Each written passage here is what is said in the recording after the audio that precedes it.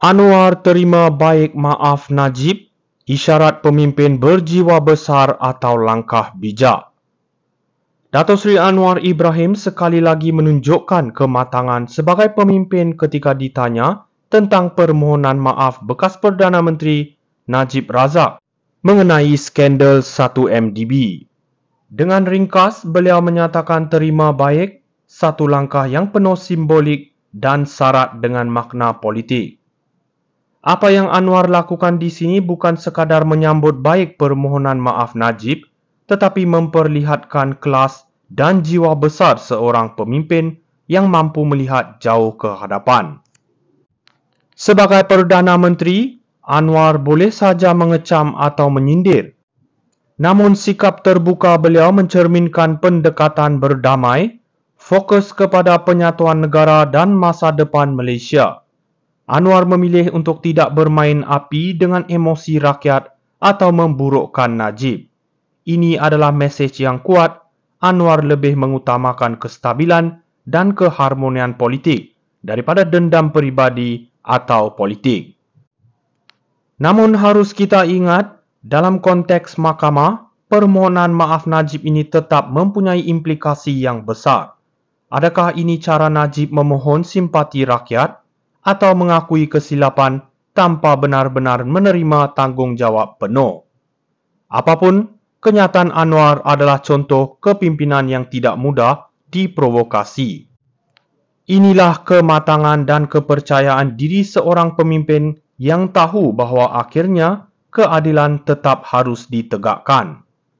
Anwar Ibrahim, terima kasih kerana mengekalkan kewibawaan sebagai pemimpin, menerima maaf tanpa kompromi terhadap prinsip dan keadilan. Rakyat Malaysia berhak melihat pemimpin yang mengutamakan negara, bukan permainan politik. Anwar terima baik maaf Najib, isyarat pemimpin berjiwa besar atau langkah bijak. Dato' Sri Anwar Ibrahim sekali lagi menunjukkan kematangan sebagai pemimpin ketika ditanya tentang permohonan maaf bekas Perdana Menteri Najib Razak mengenai skandal 1MDB.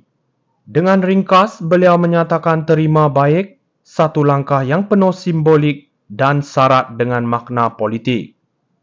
Apa yang Anwar lakukan di sini bukan sekadar menyambut baik permohonan maaf Najib, tetapi memperlihatkan kelas dan jiwa besar seorang pemimpin yang mampu melihat jauh ke hadapan.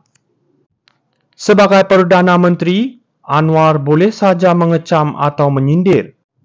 Namun sikap terbuka beliau mencerminkan pendekatan berdamai, fokus kepada penyatuan negara dan masa depan Malaysia. Anwar memilih untuk tidak bermain api dengan emosi rakyat atau memburukkan Najib. Ini adalah mesej yang kuat.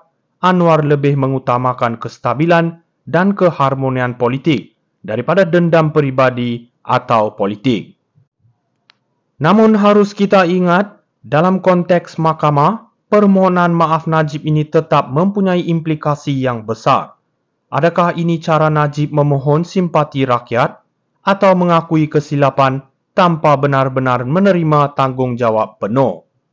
Apapun, kenyataan Anwar adalah contoh kepimpinan yang tidak mudah diprovokasi. Inilah kematangan dan kepercayaan diri seorang pemimpin yang tahu bahawa akhirnya keadilan tetap harus ditegakkan. Anwar Ibrahim, terima kasih kerana mengekalkan kewibawaan sebagai pemimpin, menerima maaf tanpa kompromi terhadap prinsip dan keadilan. Rakyat Malaysia berhak melihat pemimpin yang mengutamakan negara, bukan permainan politik.